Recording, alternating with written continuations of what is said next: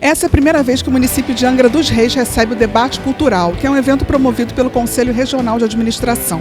Na noite de hoje, os atores do Instituto Chiquinha Gonzaga estão aqui, no Teatro Municipal de Angra dos Reis, para realizarem a apresentação da peça O Mercador de Veneza, que é um texto de William Shakespeare, adaptado pela Companhia de Atores. Após a apresentação da peça, o administrador Wagner Siqueira vai fazer a relação da gestão da administração com a arte. Este é o segundo ano que o Conselho Regional de Administração do Rio de Janeiro leva o debate cultural ao município de Angra dos Reis. Em 2012, o Instituto Chiquinha Gonzaga apresentou a peça O Rei Lear. Este ano foi a vez dos atores interpretarem O Mercador de Veneza, de William Shakespeare. Além da população local, estiveram presentes no Teatro de Angra dos Reis estudantes e professores de administração. A coordenadora do curso de administração da UniAbel, Michele, contou como os debates culturais são trabalhados em sala de aula. Esses debates, esses eventos, até inclusive o teatro, trazem um pouco da realidade em uma forma mais fácil e acessível para quem está assistindo e consegue fazer uma ligação entre o que é fantasia para a realidade. E é muito importante isso para os alunos, que nós estamos com os nossos alunos aqui, uma parte deles, e para administrador ou para qualquer outra pessoa. E de que maneira trabalhar esses conteúdos depois em sala de aula? Como é que são feitos esses desdobramentos? Assim, eles vêm aqui, assistem a peça, assistem o debate e depois tem algum desdobramento na universidade junto da sua turma, das suas turmas? Não, com certeza, os nossos docentes já são preparados para isso e eles levam o que eles assistiram aqui para dentro da sala de aula e fazem debates também, inclusive dentro da sala de aula, sobre o que aconteceu aqui. E a participação dos alunos, quando eles assistem isso dentro de sala de aula, é muito gratificante para nós, docentes, né, como um todo. O nosso projeto de debate cultural, ela suscita várias questões de administração. Tem aquele como o Bassânio que não sabe administrar direito os seus negócios. Tem o Chairo que sabe administrar muito bem, mas até demais, na usura, etc. Tem o Antônio que é aquela generosidade, mas sem pensar que os navios podem dar de encontro aos rochedos e é o que quase praticamente acontece, não é? Embora não com todos os navios dele. Enfim, são várias questões que suscitam um debate sobre problemas administrativos. Mas quem vai falar melhor sobre isso é o Wagner Siqueira, o presidente do CRA. Nós estamos falando de uma realidade, de um contexto em que eram os primórdios da formação do capitalismo, era o capitalismo primitivo, que gera hoje, né, toda a questão relativamente à sociedade de mercado. A sociedade de mercado que temos hoje é produto desse capitalismo primitivo tão bem retratado e diagnosticado nas obras de William Shakespeare, em especial O Mercador de Veneza. Ele nos fala claramente, nós vivíamos naquela época, é do contexto histórico e do momento e as circunstâncias que cercavam o momento em que Shakespeare produziu esta obra, o totalitarismo religioso. Totalitarismo religioso em que se ia efetivamente para a masmorra e para a fogueira da Inquisição. Totalitarismo religioso escrito há 5 séculos atrás. Será que a gente não está vivendo exatamente esse totalitarismo religioso hoje, no nosso cotidiano? Talvez menos no Brasil, mas certamente no cotidiano da humanidade em geral, nos locais e nos espaços da humanidade em que o confronto religioso, o radicalismo religioso, o totalitarismo religioso impregna o comportamento humano. Estamos falando também de um processo de globalização que se iniciava com a Companhia das Índias Ocidentais, Companhia das Índias Orientais, a formação do capitalismo primitivo, a exploração, que é o mercado, e Veneza, um polo importante do comércio e da globalização mundial àquela época. Vejam, portanto, que vem redundar exatamente na sociedade de consumo e de crédito que temos hoje, e da mundialização da economia. Sociedade de consumo em crédito, em que já se criticava e ele já apontava a questão básica, né, da usura, do capitalismo financeiro, da exploração do dinheiro, enfim, e do consumo. Próximo. O homem e suas circunstâncias, de Ortega y Gasset. Sou eu e minhas circunstâncias. O homem, as suas circunstâncias não determinam necessariamente o seu comportamento, mas como que as circunstâncias engendram o comportamento das pessoas, como ele se relaciona, né, com as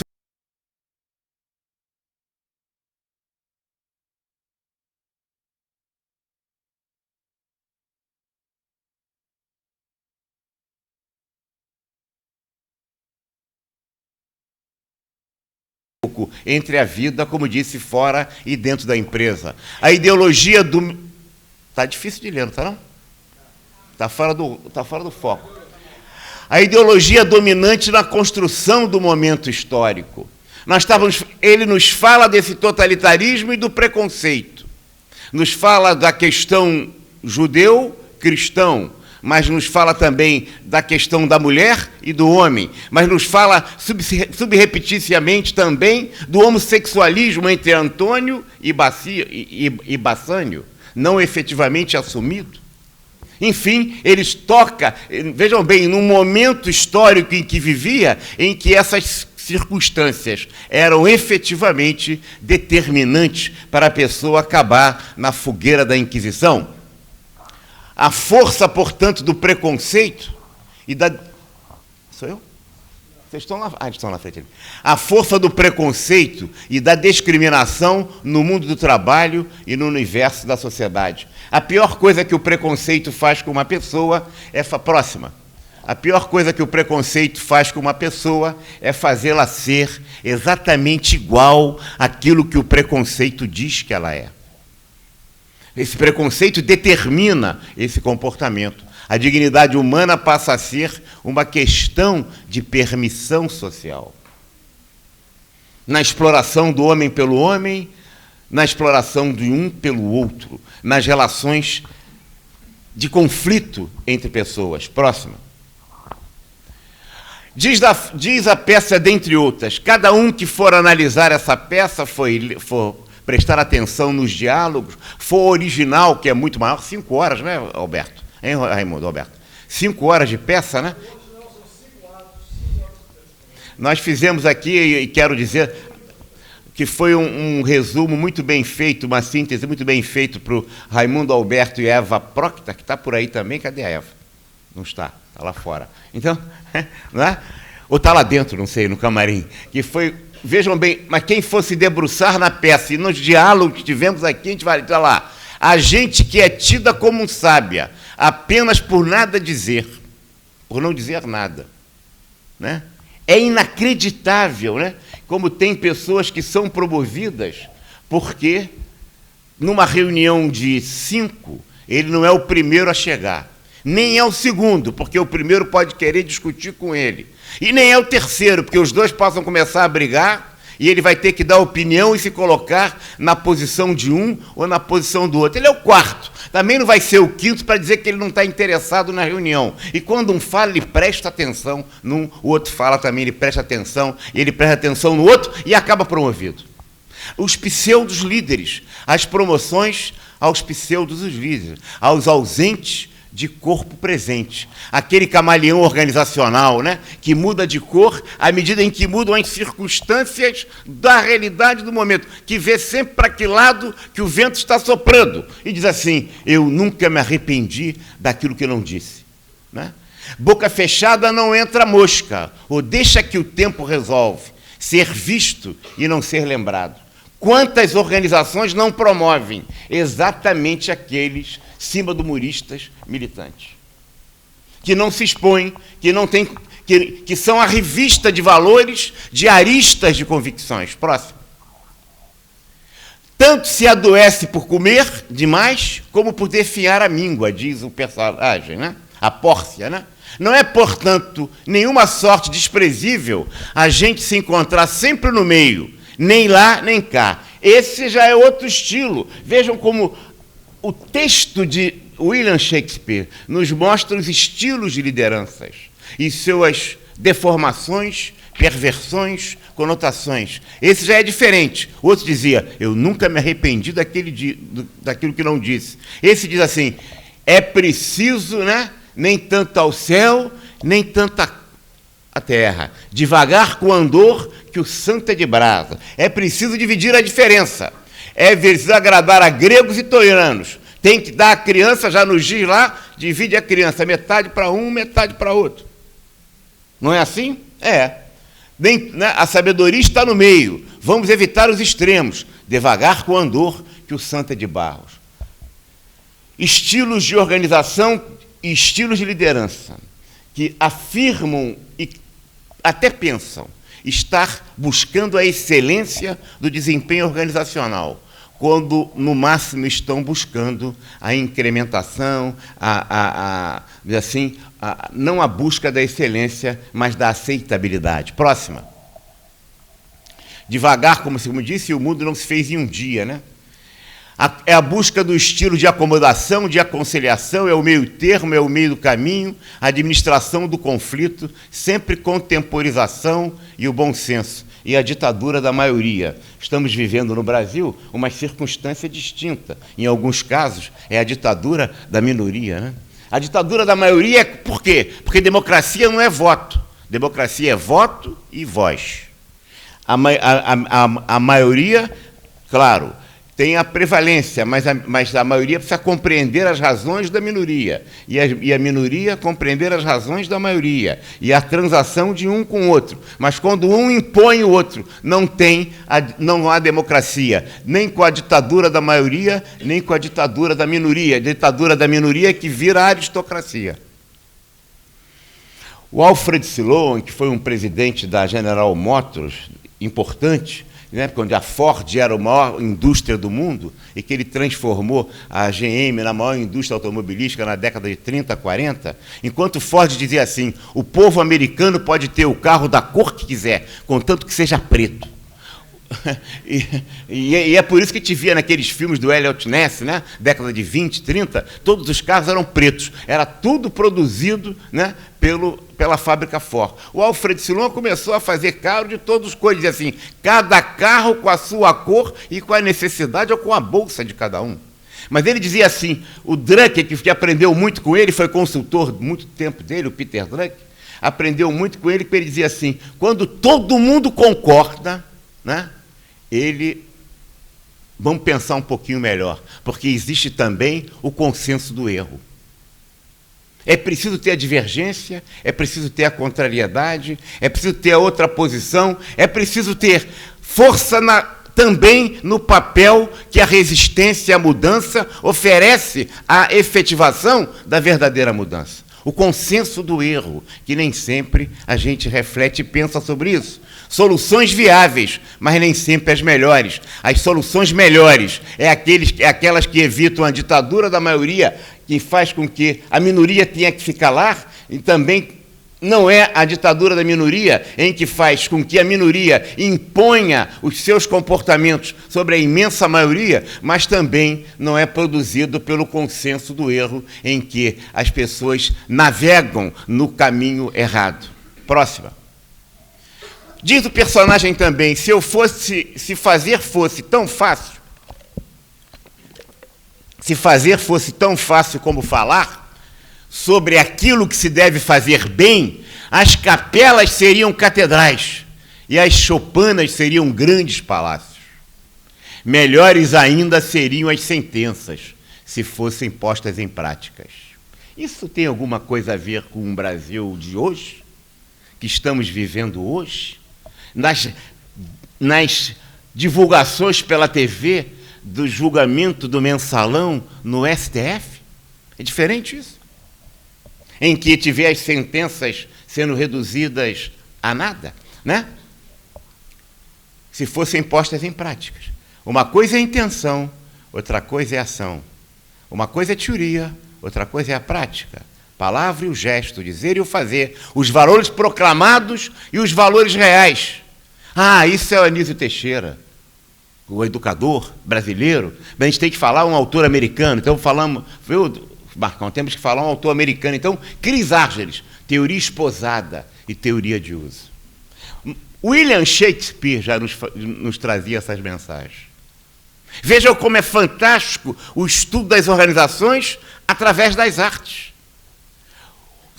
Não há estudo da administração através dos livrinhos de autoajuda, mas certamente há na literatura, na música, nas grandes produções culturais que contribuem, que dão respaldo, que dão sustentação, que dão sentido e dão lógica aos livros técnicos de gestão que estudamos nas faculdades, na academia e no mundo do trabalho. Próxima.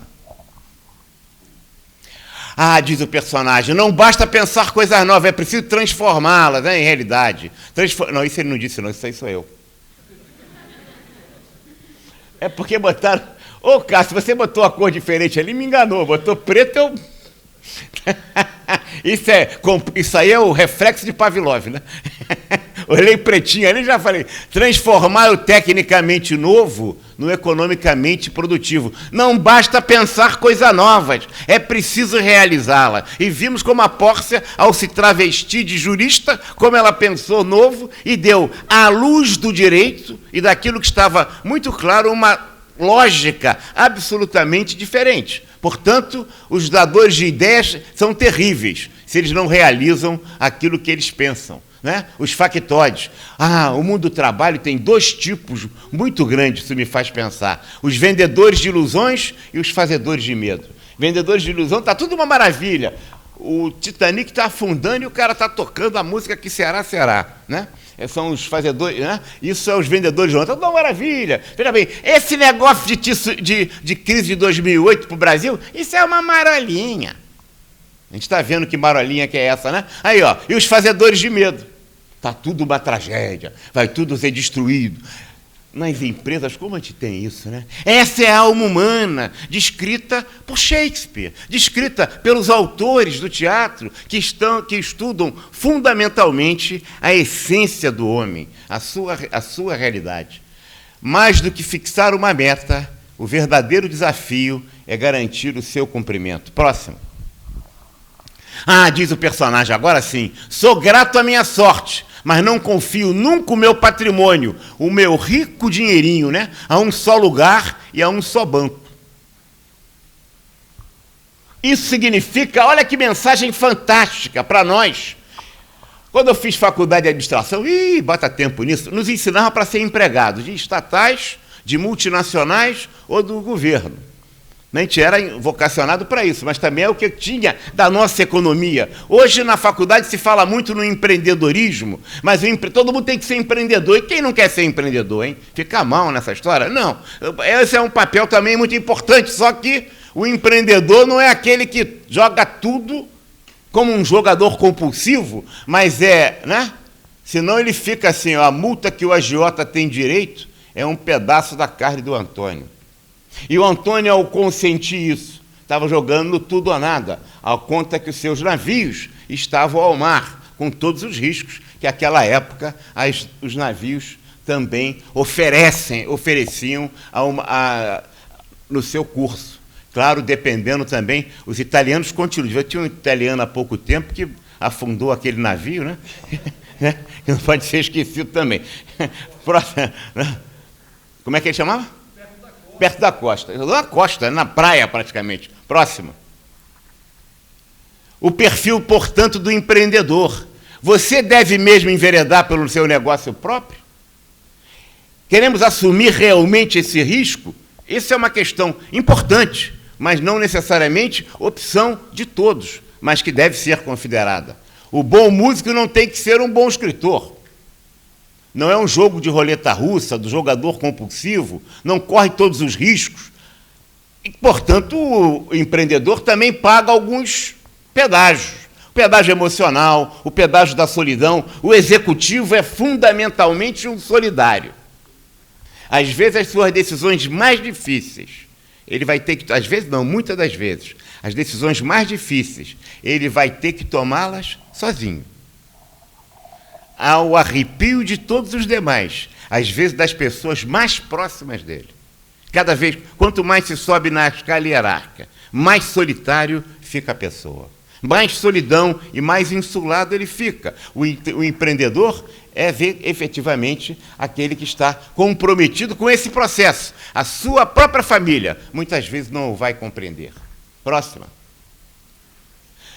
Enquanto diz assim, diz também a peça, enquanto o portão se fecha para um, já tem outro batendo a porta. Nova oportunidade se abre. É isso mesmo. É preciso ver o que é visível, mas não é visto. Foco nas oportunidades, não nos problemas que não produzem resultados. Toda situação de liderança é transitória e perecível. A nata do leite, que está em cima, é a que primeiro azeda. Mas a gente ganha. Tem um resultado positivo. O futebol não mostra muito isso. A gente ganha, o time ganha o campeonato, vai jogar o jogo seguinte, qualquer comparação, viu, com o seu tricolor ou com o América Mineiro, será com o Atlético Mineiro, será mera coincidência hoje no futebol. O time ganha, o Brasil ganhou a Copa das Confederações e tomou um olé da Suíça.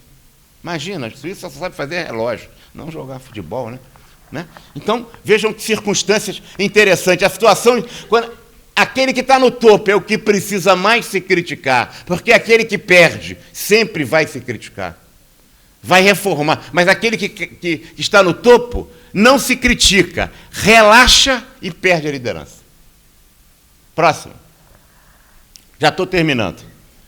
Provavelmente os recursos estão mal alocados. Lá, o velho Pareto, né? Porque 80% deles produzem 20% dos resultados, enquanto 20% dos recursos produzem 20% dos resultados. A concentração, portanto, é a chave dos resultados, porque, efetivamente, é na concentração, no foco, sem perder o foco, continuar no foco, que as organizações vão conseguir resultados, que a liderança vai conseguir a realização de seus objetivos. Portanto, o abandono dos produtos e atividades não rentáveis da organização é a chave do sucesso, na medida em que libera recursos anteriormente bloqueados. Próximo. E diz o personagem, se queres emprestar o teu dinheiro, não faças isso como se fosse para amigos.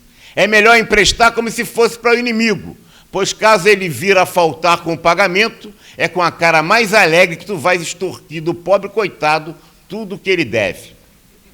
Isso me faz lembrar nessa expressão e nessa frase da peça de William Shakespeare. O respeito ao cliente hoje, que as empresas tanto declaram, né? Eu fui procurar esse negócio de respeito ao cliente no Corão, do muçulmano, não achei. Aí fui na Bíblia, dos cristãos, também não achei. Aí procurei também na Torá dos judeus, também não achei. Aí não fiquei satisfeito, fui nos livros clássicos da filosofia, no livro moderno, não tem respeito ao cliente, pode procurar. Encontrei em todos eles o respeito ao próximo. Vocês vão dizer, Wagner, alguns, né?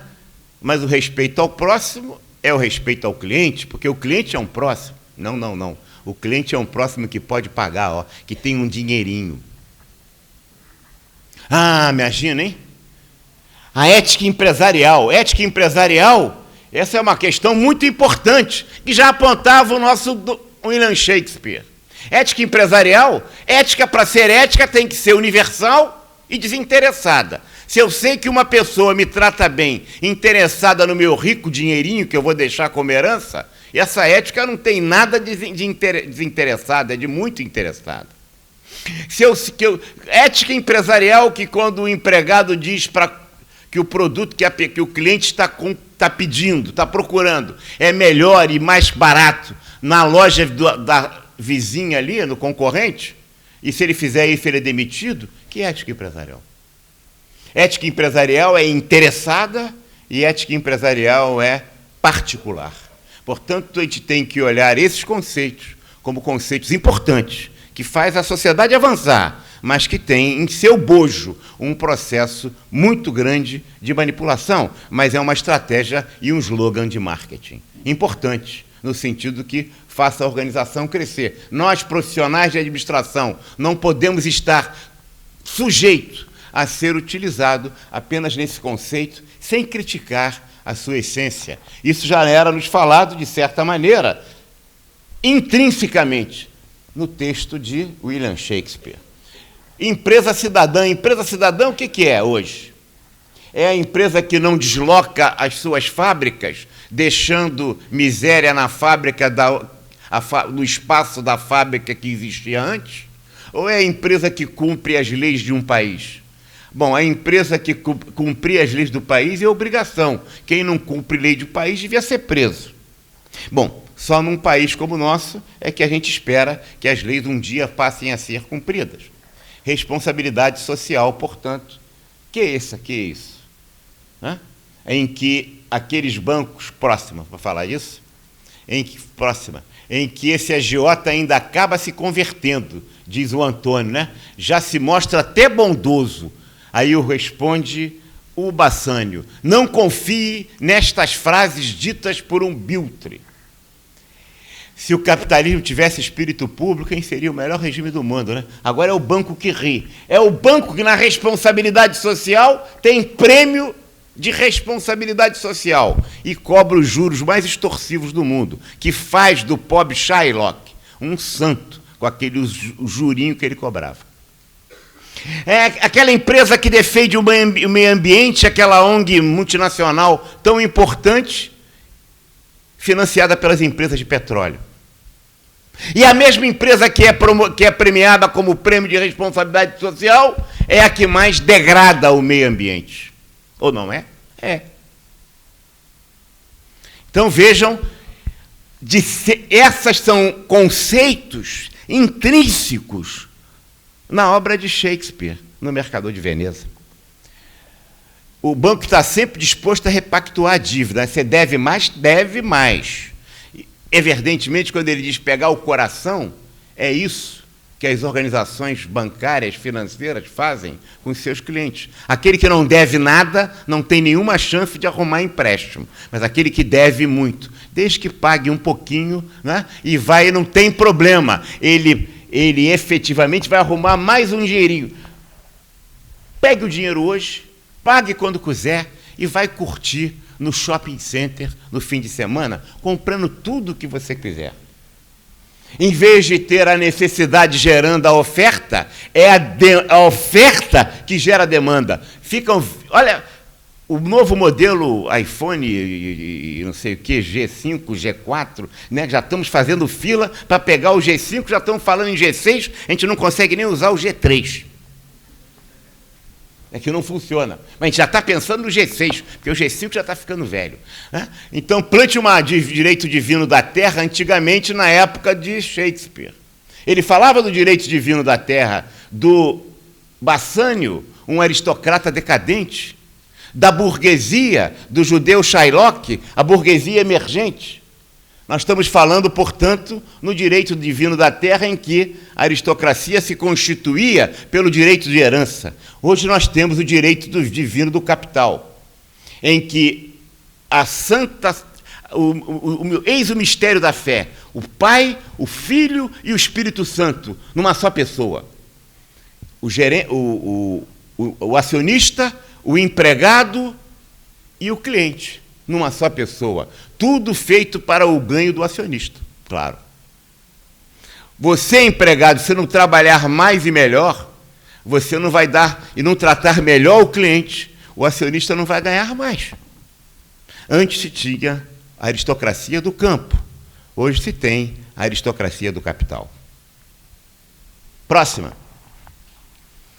E é inacreditável como 500 anos atrás, num capitalismo primitivo, Shakespeare já nos mostrava todas essas conexões e correlações. Se os ofícios e os altos cargos não fossem distribuídos de maneira corrupta e as honrarias não fossem conquistadas pelo mérito, se os ofícios e os altos cargos não fossem distribuídos de maneira corrupta, isso tem alguma coisa a ver com hoje, hein? E as honrarias só fossem conquistadas pelo mérito, quanta gente que hoje é comandada não passaria a comandar? Aristocracia, democracia, sistema meritocrático. A base do sistema democrático é a democracia. E essa era uma denúncia forte de Shakespeare. A realidade que ele vivia no auge ainda do regime aristocrático absolutista vivente à época. Essa era uma denúncia historicamente avançada, à frente do seu tempo, válida hoje. Não estamos vendo isso, não, hein? No Brasil, certamente. Pois não. Próxima. Tem lá, aparência externa. Muitas vezes não tem nenhum valor, diz o personagem. Nos tribunais de justiça, quantas causas de corrupção e os tragos morais não são apresentados de forma elegante, feita por uma voz bonita, que disfarça as evidências do mal. Minha escolha recai sobre o modesto chumbo, que oferece mais ameaça do que prêmios, mas consegue me transmitir tanta simplicidade. Bassânio escolhendo entre a caixa de chumbo, a caixa de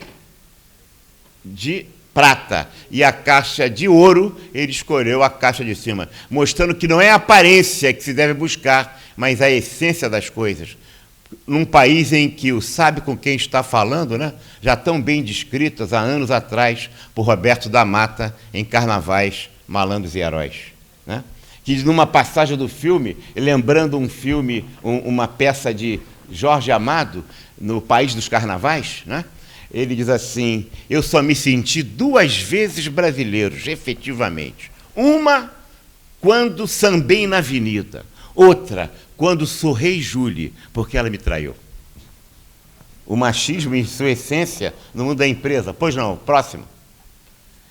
E terminando, ele sempre me humilhou, riu de meus prejuízos. Isso, o Shylock dizendo. Zombou dos meus lucros, escarneceu de meu povo, desanimou os meus amigos, encorajou os meus inimigos. E tudo isso por quê? Por eu ser judeu. Será que a gente não poderia substituir isso pelo negro, pelo homossexual, pelo idoso, pelo portador de deficiência? Hoje, veja que conceito absolutamente atual, contemporâneo, né? Por eu ser judeu, os judeus não têm olhos? Os negros? As mulheres? Os portadores de deficiências?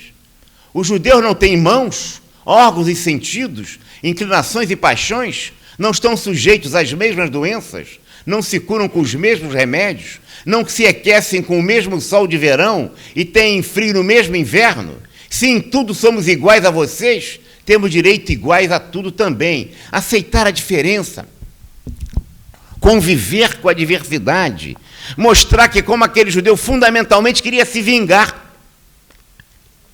E o movimento, né, do ressentimento fazendo com que o processo humano se degradasse tanto. É isso que acontece nas organizações todos os dias, a toda hora, no momento de hoje. A natureza do homem é permanente e universal. Seja o romano, veneziano, contemporâneo de Shakespeare, seja o brasileiro de hoje, aqui na cidade de Angra dos Reis. Próximo. A organização, por quê? Porque a organização é o reduto autoritário da sociedade brasileira. E com isso estou terminando. Colegas administradores, pior do que um político demagogo e irresponsável, leviano, e temos tantos hoje, é o técnico puro. Porque o técnico puro é um alienado com poder. O técnico puro é aquele que faz de sua técnica os seus desígnios de mando, de comando e de dominação. Que faz de sua técnica a tecnocracia, que faz de sua técnica a ferramenta da sua politicagem. Quando nós escrevemos um manual, uma norma, uma regra, dizendo que o candidato a cargo X da empresa XYZ, aspas, ontem, tem que ser bem apessoado, nós estamos produzindo a discriminação e o preconceito dentro da empresa. Isso foi ontem. Hoje, a gente pede no exame de seleção um fio de cabelo ou uma gota de sangue para fazer o exame de DNA. Nós estamos produzindo o preconceito e a discriminação. É a organização que discrimina o negro, que discrimina a mulher, que discrimina o portador de deficiência, que discrimina o idoso, que discrimina o homossexual, enfim, que discrimina concretiza e expressa todas as formas de discriminação. Muito obrigado.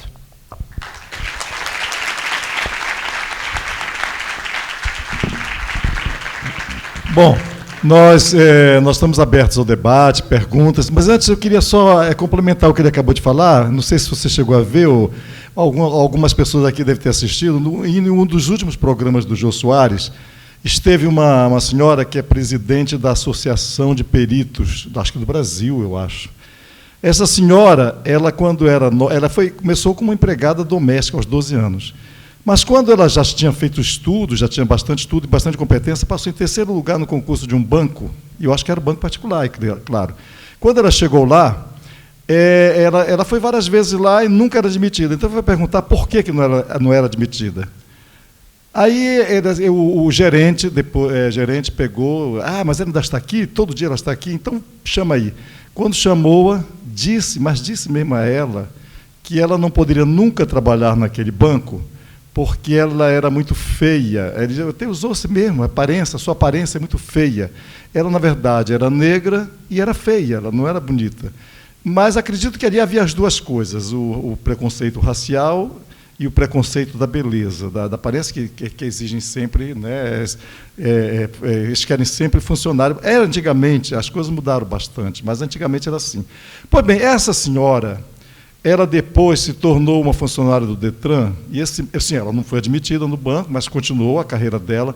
Quando ela estava no Detran, esse senhor bateu com o carro e foi bater com ela. E inclusive, ele todo humilde, nem parecia aquele arrogante com ela. Diante dela, era uma funcionária. O poder, é a questão do poder, né? Antes, o poder era ele. Quando ele foi reclamar dessa multa, desse problema, ele era culpado, inclusive, porque ele tinha problema, tinha que pagar a multa, etc. Ele foi todo humildezinho, entendeu? Porque o poder estava com ela. E ela disse que não, que ela não abusou do poder. Ela fez o trabalho exatamente como tinha que fazer, das coisas exatamente como era, de acordo com a lei. Mas, terminando, essa senhora depois se tornou uma das melhores peritas criminais do Brasil. Então, é isso. Complementando o seu belíssimo trabalho. Muito obrigado. Muito obrigado mais uma vez. Uma boa noite a todos.